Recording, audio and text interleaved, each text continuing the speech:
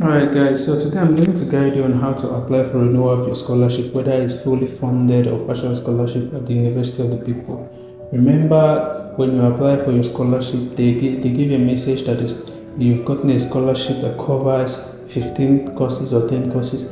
Now, some people forget that the total number of courses you do at the University of the People is 40 courses, and then they relax, and then when they exhaust the scholarship they have, they get stranded because they are asked to pay for the course fee. Now, the good thing is you can apply for renewal so as long as you have a CGPA above 2.0. How do you apply? That's what I'm going to walk you through in this video. Till you finish your 40 courses, and I'll always advise you to apply when you're at your 9th course or your 8th course. You apply for the renewal of scholarship so that you don't have to get those messages like you having to pay the course fee of the term you just finished because you did not renew the scholarship. So I'm going to log in.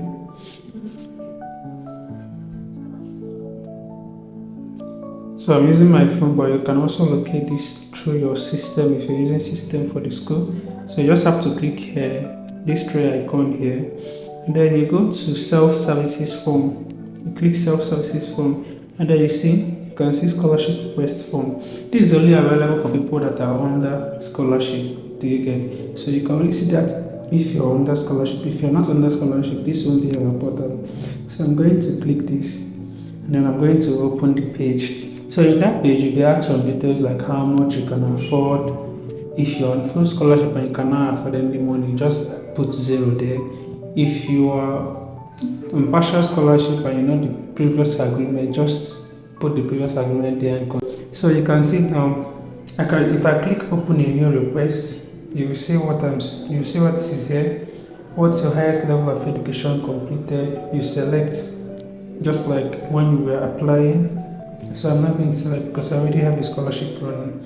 You can see citizenship status. You can see why do you need a scholarship. You can see how much can you afford. So when you fill this form, and then after filling the form, you will get a message that you have they have received your request and they will respond you back in 24 or 48 hours. So you can see I already have my scholarship running. So this one covers 15 courses, and then you can see the previous ones I applied for. These are all I've applied for it up to the 5th time now. This is the first, second, third, fourth, and fifth. And this is the final stage of the scholarship. So you want to fall victim of not applying on time and then you're asked to pay, then I'll advise you that when you apply for a renewal of scholarship first, you write to your program advisor and tell the program advisor that they have granted your new request for the scholarship, so they should follow from the scholarship and pay for your previous term